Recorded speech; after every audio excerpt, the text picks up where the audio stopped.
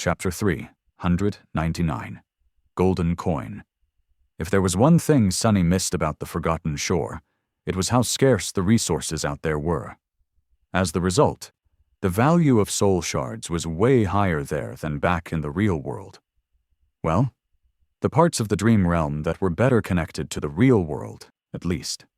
Not that shards were cheap here, it's just that the deals Sunny was able to make were not as lucrative as the ones he had made in the Dark City.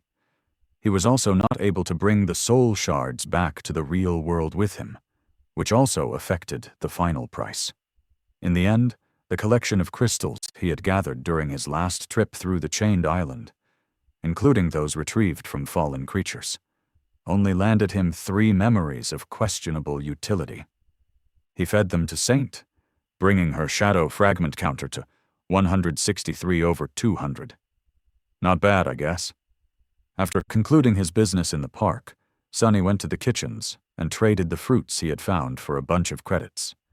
The fruits were a very rare commodity on the Chained Isles. They could not be made into anything even remotely useful or advantageous, but some bright mind in the sanctuary had once come up with a method to make them into a very hard-hitting and tasty wine. Sunny himself had sworn off alcohol after his experiences on the Forgotten Shore, but he wasn't against making some money from it. In the early days of the sanctuary, the wine was all the rage among the local awakened. Not too long after it had been established, most of the man-eating vines that grew the fruits had been hunted down to extinction on the island surrounding the citadel. Now, only people who went further and risked their lives more had a chance to find several fruits, so the cost was rather substantial. That should, buy me a new fridge, I think. Sunny had only a very vague idea of how much refrigerators cost, but suspected that this recent exchange would be enough to cover the expenses of shopping for a new one. All in all, he was satisfied with the result of his recent expedition. He was progressing at a steady pace and slowly gathering everything he needed to make it even faster. Just in time, considering that Nephis was days away from becoming a devil. With a slight frown, he exited the ring of menhirs and looked up. The trades took him several hours to complete, so it was already night. The crescent moon was visible in the dark sky, and the winds grew cold and forceful. Up above, heavy clouds were gathering. I think it's going to rain.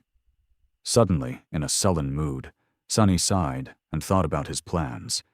Usually he would be charting out a route for his next venture into the Isles, either going for a yet unexplored ruin or a habitat of the nightmare creatures he was preparing to challenge and kill. But these excursions took several days to complete, and he had a lot of business to take care of in the real world right now. Can I return already? He had only spent around 4 hours in the dream realm, but sometimes that was enough. For him, at least. Sunny had no idea why his experience with the gateways was different from most other people, but suspected that it was either because of his 2 cores, or because of the fact that he had spent an entire year in this dead world even before becoming an awakened. Maybe the spark of divinity had something to do with it too. In any case, he tended to avoid returning to the real world too fast too often, in order to not attract unnecessary attention.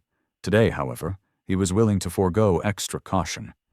The things waiting for him back there were very important, or at least pressing. With a shrug, Sunny headed toward the altar island. Walking on the stone path in complete darkness, he looked up at the veil of clouds hiding the moon and sighed. Not like I would really want to venture out in the rain anyway. Approaching the white monolith of the altar, Sunny hesitated for a few moments, then put his hand on it. Nothing happened. Oh, I guess it's too early after all. What a disappointment.